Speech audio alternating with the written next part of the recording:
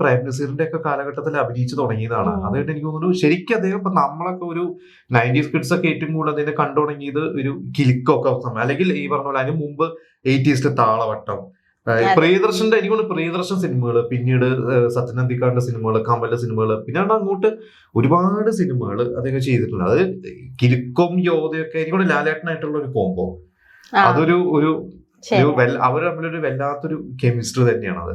ഇന്നിപ്പോ നമ്മൾ ആ കിലുക്കൊക്കെ കണ്ടു കഴിഞ്ഞാൽ ജഗതി അല്ലാതെ നമുക്ക് ആരെയും സങ്കല്പിക്കാൻ പറ്റില്ല. ഇപ്പൊ താളവട്ടം എന്ന് പറയുമ്പോ എനിക്ക് ഓർമ്മ വരുന്നത് ജഗതി, ശ്രീകുമാർ, MG സോമൻ ആ സീനിലെ ജോലി നഷ്ടപ്പെട്ടിട്ടില്ല, അത്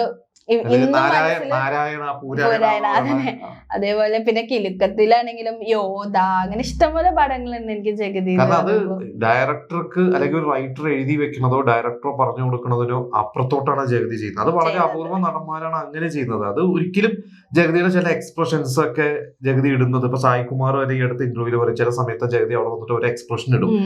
അതൊന്നും ഒരു ഡയറക്ടർക്ക് ഒന്ന് പറഞ്ഞു കൊടുക്കാൻ പറ്റുന്ന. നമ്മളിപ്പോഴും ഇപ്പൊ ജഗതി ശ്രീകുമാർ പറഞ്ഞ ഡയലോഗൊക്കെ കാവിലെ പാട്ട് മത്സരത്തിന് കാണാം, അങ്ങനത്തെ ഒരുപാട് ആ ഡയലോഗൊക്കെ നമുക്ക് ഇങ്ങനെ മനസ്സിൽ കിടക്കും. ഒരുപാട് അപ്പുക്കുട്ട ആ ക്യാരക്ടറൊക്കെ ജഗതിക്ക് ഈ പറഞ്ഞ പോലെ നമ്മള് അറിയാലോ, ഈ നടന്മാരൊക്കെ ഇപ്പൊ മികച്ച നടൻ എന്ന് പറഞ്ഞു കഴിഞ്ഞാൽ നായകനാവണം, അല്ലെങ്കിൽ ഒരു സീരിയസ് വേഷം ചെയ്യുന്ന നടന്മാരൊക്കെ അവാർഡ് കൊടുക്കാൻ പാടുള്ളൂ എന്നുള്ളതൊക്കെ ബ്രേക്ക് അന്നത്തെ കാലഘട്ടത്തിൽ അങ്ങനെയാണ്. ഇപ്പൊ പിന്നെ മാറി. ഇപ്പൊ നമ്മൾ കുറച്ചുകൂടി കണ്ടു കഴിഞ്ഞാൽ ജനകീയമായിട്ടുള്ള സിനിമകൾക്കും നടന്മാർക്കൊക്കെ അവാർഡ് കൊടുക്കുന്നുണ്ട്. പക്ഷെ അന്ന് എല്ലാം കുറച്ചൊരു ഓഫ് ബീറ്റ് ടൈപ്പ് സിനിമയാണ്. പക്ഷെ അവിടെ നിന്നും ആ സമയത്തും ബ്രേക്ക് ചെയ്യുന്ന നടനാണ്. ജഗതിക്ക് 91 ആദ്യം ഒരു സ്റ്റേറ്റ് അവാർഡ് കിട്ടി, നമ്മുടെ മികച്ച രണ്ടാമത്തെ നടൻ. അന്ന് ലാലേട്ടനായിരുന്നു ബെസ്റ്റ് ആക്ടർ.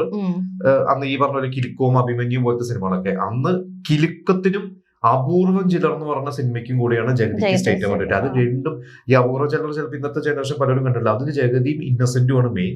അവരുടെ മക്കളായിട്ട് എനിക്ക് തോന്നുന്നു സായികുമാറും ഗണേഷ് കുമാറുമാണ്. ജഗതി ശ്രീകുമാർ ഒരു പക്ക സീരിയസ് റോളാണ്. അതൊരു പോസിറ്റീവ് ക്യാരക്ടർ, അപ്പുറത്തെ ഒരു നെഗറ്റീവ് ക്യാരക്ടറാണ് ഇന്നസെന്റ് ചെയ്തത്.